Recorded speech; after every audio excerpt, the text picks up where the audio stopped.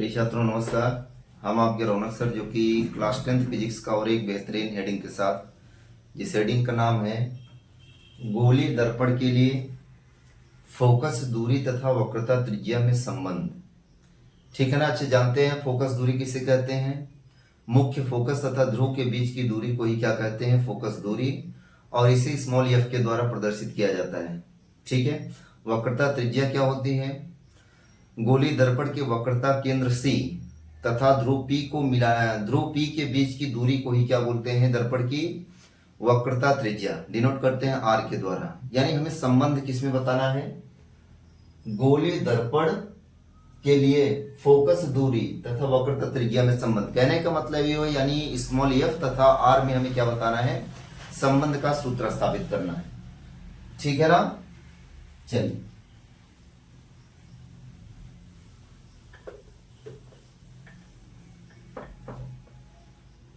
देखिए, तो हमें प्रूफ करना है F इक्वल टू R/2। यह फोकस दूरी हो गई, यह वक्रता त्रिज्या हो गई। इन्हीं दोनों में हमें क्या निकालना है, संबंध स्थापित करना है। तो देखिएगा, एक दर्पण के लिए हम बता रहे हैं, अगले वाला आप लोग कर लेंगे।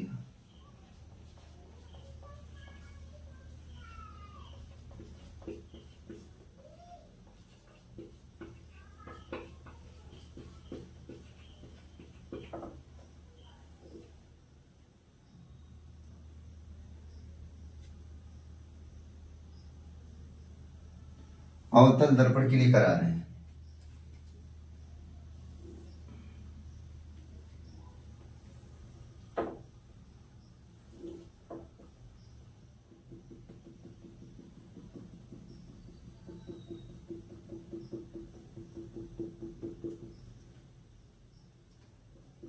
M1 मानते हैं,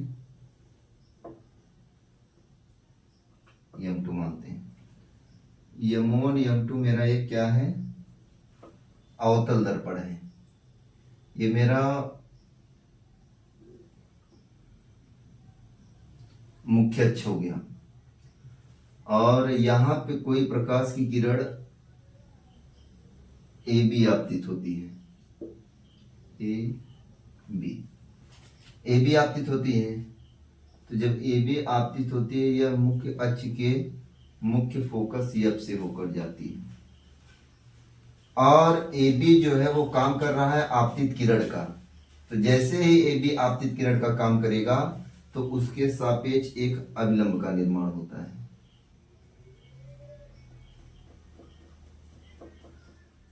अभिलंब मान लेते हैं C। ये जो कोण I है, यह कोण किसके बराबर होगा, R के। I को I के बराबर दिखा सकते हैं, कहां से, एकांतर कोण से।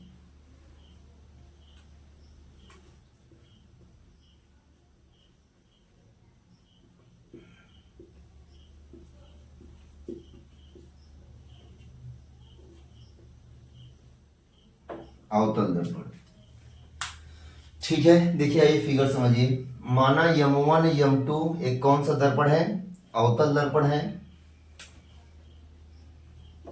जिसमें C को वक्रता केंद्र, F को मुख्य फोकस तथा P को दर्पण का ध्रुव कहते हैं। फिर समझिएगा, माना M1 M2 एक अवतल दर्पण है, जिसमें C को वक्रता केंद्र, F को मुख्य फोकस तथा P को दर्पण का ध्रुव कहते हैं। मुख्य, ये मेरी लाइन क्या हो गई, इसे बोलेंगे मुख्य अक्ष।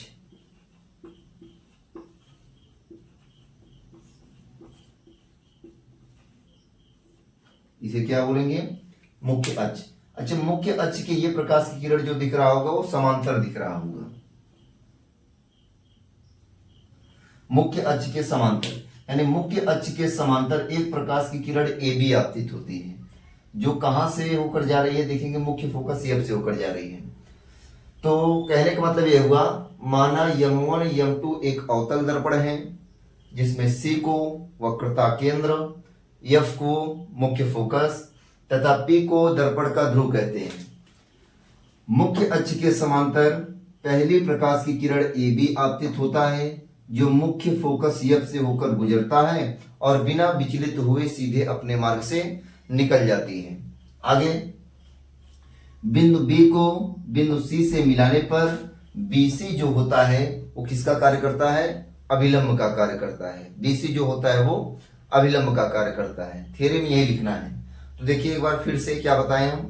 माना M1 M2 कौन सा दर्पण है? एक अवतल दर्पण है। इसमें C को वक्रता केंद्र, F को मुख्य फोकस तथा P को दर्पण का ध्रुव कहते हैं।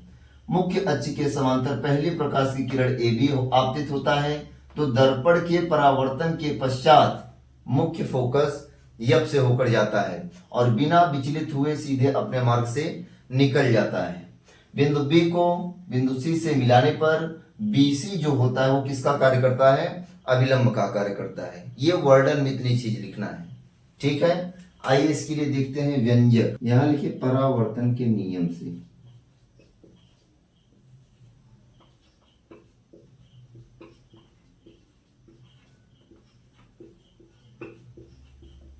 तो होता है आपतन कोण बराबर परावर्तन कोण, यानी कोण आई जो होता है वो कोण आर के क्या होता है? बराबर होता है। तो कोण आई मिल कहाँ रहा है? ए बी सी, कोण ए बी सी यही आई है ना। कोण ए बी सी बराबर हुआ किसके? कोण आर देखिए कहां मिल रहा है? इस वाले कोण में देखिएगा, किसमें? C B F, C B F मानते हैं समीकरण नंबर फर्स्ट। अच्छा, आई आर समझ में आया? परावर्तन का दूसरा नियम यही कहता है कि जो आपतन कोण आई होता है वो सदैव परावर्तन कोण आर के क्या होता है? बराबर होता है। अब यहाँ पे एक चीज समझिएगा, तो को आपतन कोण बराबर परावर्तन कोण दिखा सकते हैं, यानी आपतन कोण है क्या? ए बी सी, इसी के बीच में आई मिला है ना, और आर देखेंगे किस त्रिभुज में? C B F, C B F में, ठीक है। यानी हम लिख सकते हैं त्रिभुज कोण ए बी सी बराबर कोण सी बी एफ। अब अच्छा ये वाली लाइन देखेंगे, ए बी जो है वो समांतर सीपी के दिख रहा है क्या? यानी ए बी वो समांतर है सीपी के। जब ये समांतर हो गया तो जब ये वाला कोण आई बन रहा है, क्या ये वाला कोण आई नहीं बनेगा? बिल्कुल बनेगा। क्यों बनेगा? एकांतर कोण से। एकांतर कोण देखिए, अगर दो समांतर रेखाएं हैं एक दूसरे को काट रही हैं तो ये वाला कोण इस वाले कोण के क्या हो जाएगा? बराबर। पूछा जाएगा कहां से? एकांतर कोण से, ठीक है ना। और जैसे दो समांतर रेखाएं एक दूसरे को प्रतिच्छेदित करें, काट दें, ये वाला कोण जो होगा अगर इस वाले कोण के बराबर है तो इस वाले कोण को बोलते हैं, ये कहां से बराबर हो रहा है? संगत कोण से, ठीक है। तो हमें एकांतर कोण लेके चलना है। यानी अब देखेंगे दो समांतर रेखाएं हैं, इन्हें प्रतिच्छेदित ये कर रही है, यानी ये वाला कोण इस वाले कोण की क्या हो जाएगा? बराबर हो जाएगा। तो देखेंगे कौन सा कोण मिलेगा? ये वाला ए बी सी, यानी कोण ए बी सी बराबर हुआ किसके? बराबर हुआ किसके? अब देखेंगे आई कहां मिल रहा है हमें? बी सी एफ, इस वाले में नहीं समझ में आ रहा है। देखिए ऐसे ये था और ये था, यहां पे कोड क्या था? आई। अब एक ये वाला हो गया, अगला वाला ऐसे था। नामकरण कीजिए ए बी सी एफ। यहां पे अगला कोड बनना था आपका आई। यानी कौन सा? जैसे त्रिभुज देखेंगे कोड कौन सा है? A B C, A B C के बीच में आपका आई बन रहा है, तो ये वाला आई इस वाले आई के बराबर होगा। इधर कौन सा आई बराबर हो रहा है? B C F. यानी लिख सकते हैं कोड ए बी सी बराबर कोण बी सी एफ। कहां से लिख देंगे?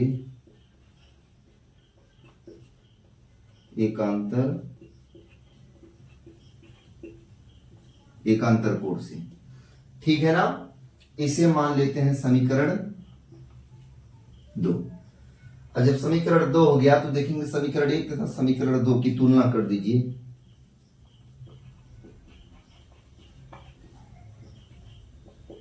एक तथा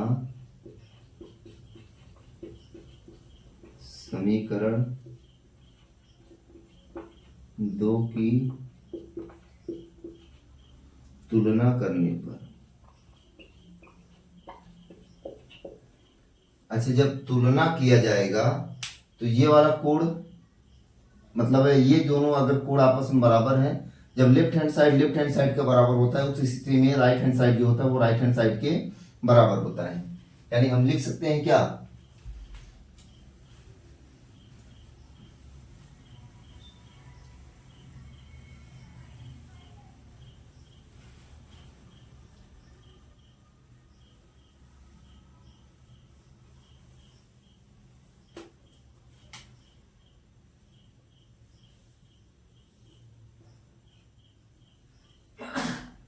यानी हम लिख सकते हैं कोण BCF बराबर होगा इसके कोण CBF बराबर होगा कोण BCF के। ठीक है ना।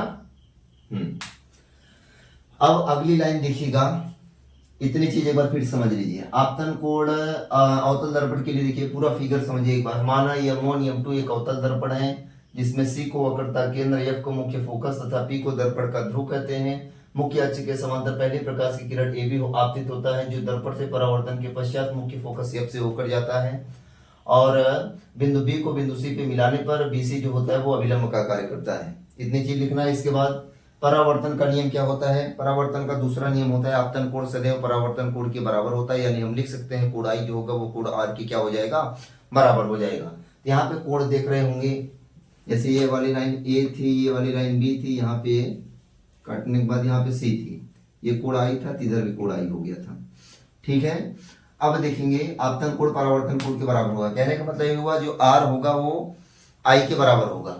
यानी I कहाँ पे मिल रहा है, ABC, कोण ABC बराबर होगा किसके, कोण CBF के।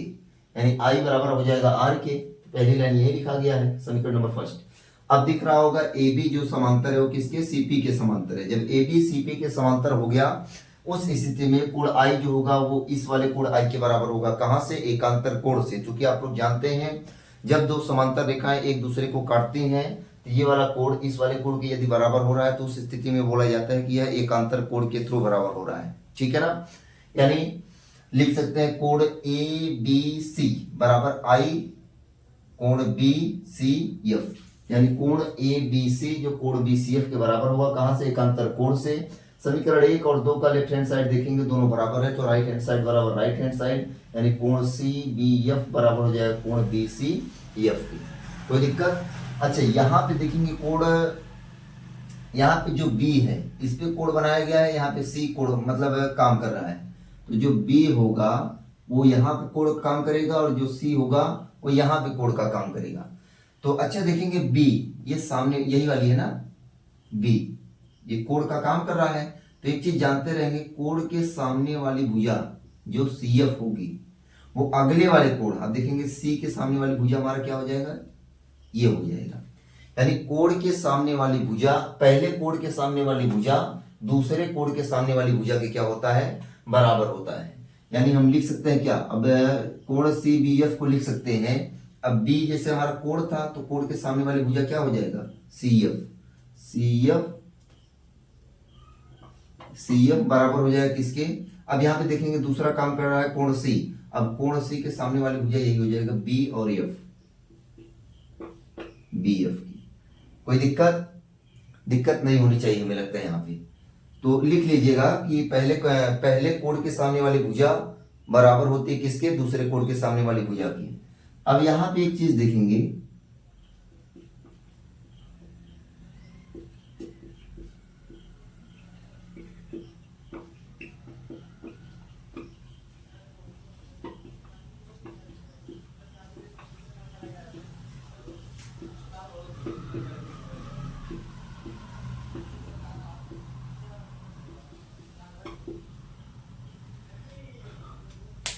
दर्पण का द्वारक बहुत ज्यादा छोटा हो, कहने का मतलब बी जो हो जाए वो यफ के समीप हो जाए और पी यफ के समीप हो जाए। अच्छा, द्वारक जब बहुत ज्यादा छोटा होगा तो बी यहाँ पे चला आएगा और यफ भी लगभग पास में हो जाएगा। यानी दर्पण का द्वारक जब छोटा होगा तो उस स्थिति में मैं बी एफ को पी एफ के बराबर दिखा सकता हूं कि नहीं। देखिए, बराबर नहीं होता है, लगभग बराबर माना जाता है, ठीक है ना। जब दर्पण का द्वारक बहुत ज्यादा छोटा हो तो उस स्थिति में जो बी एफ था उसे हम पी एफ के बराबर क्या कर सकते हैं, दिखा सकते हैं, ठीक है। इसे मानते हैं समीकरण 3 और इसे मानते हैं समीकरण 4। अब बी एफ का मान समीकरण 3 में रखने पर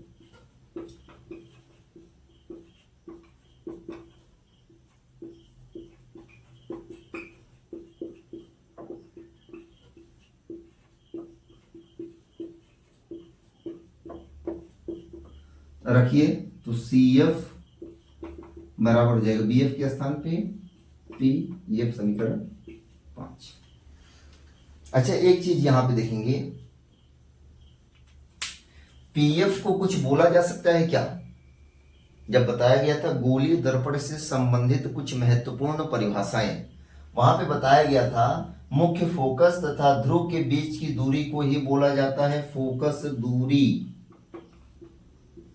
यफ कहते हैं ना।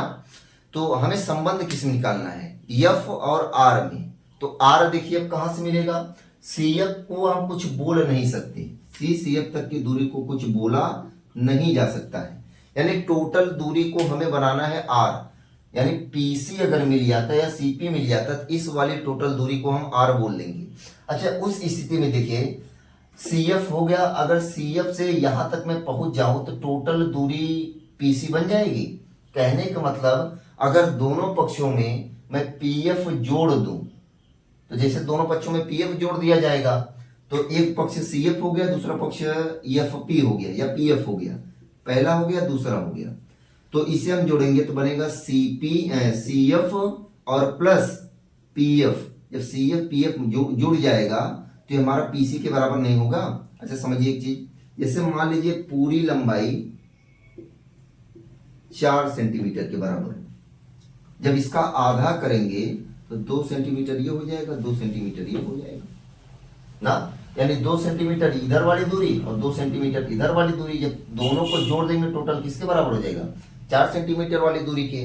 तो वही चीज किया गया है, यहाँ पे 2 सेंटीमीटर ये था, 2 सेंटीमीटर ये था, जब दोनों को जोड़ देंगे तो ये बड़ी वाली लंबाई यानी पीसी की क्या हो जाएगा, बराबर हो जाएगा।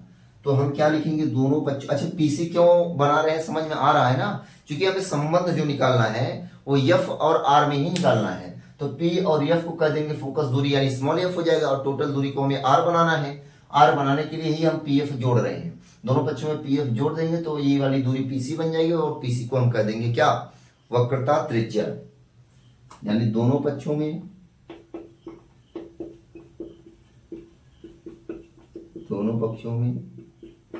पीएफ जोड़ने पर, जब पीएफ जोड़ेंगे तो बनेगा सीएफ प्लस पीएफ बराबर पीएफ प्लस पीएफ। यानी सीएफ प्लस पीएफ को क्या बोल सकते हैं, सीएफ और प्लस पीएफ को क्या बोल सकते हैं, टोटल दूरी पीसी। पीसी बराबर पीएफ में पीएफ जोड़ेंगे 2पीएफ। तो चिन्ह परिपाटी क्या होता है, चिन्ह परिपाटी जो पीसी वाली दूरी है, इस पीसी वाली दूरी को कहते हैं वक्रता त्रिज्या यानी आर। तो ये देखेंगे दर्पण के बाईं तरफ है, यानी बाईं तरफ की दूरी ऋणात्मक चिन्ह के साथ, यानी हम लिख सकते हैं पीसी बराबर माइनस का आर तथा पीएफ बराबर माइनस का एफ। जब इतनी लाइन हो गई तो आगे वाले देखेंगे क्या किया जाएगा, बस प्रूफ आने ही वाला है। अगली वाली लाइन में इधर पीसी का स्थान हो जाएगा माइनस आर, 2 इंटू पीएफ के स्थान पे माइनस का एफ, तो यह माइनस माइनस हमारा प्लस हो जाएगा, यानी आर बराबर 2f यानी एफ बराबर आर बाई 2। यही क्या है, दर्पण की फोकस दूरी तथा वक्रता त्रिज्या में संबंध। ठीक है, देखिए एक बार समझिए हमने क्या बताया। यहाँ पे एक बार फिर से पूरा फिगर समझ लीजिए।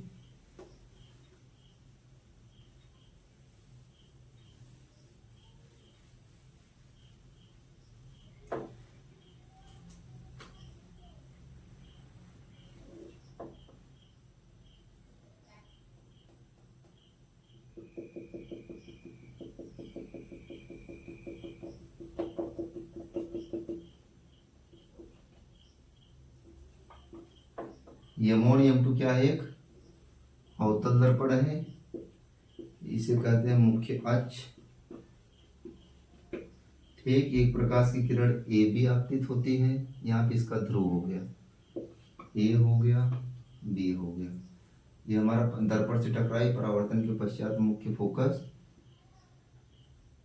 एफ से होकर जाती है, बिना विचलित हुए सीधे अपने मार्ग से निकल जाते हैं। बिंदु बी को बिंदु सी से मिलाने पर बी सी जो होता है वो अविलंब का कार्य करता है।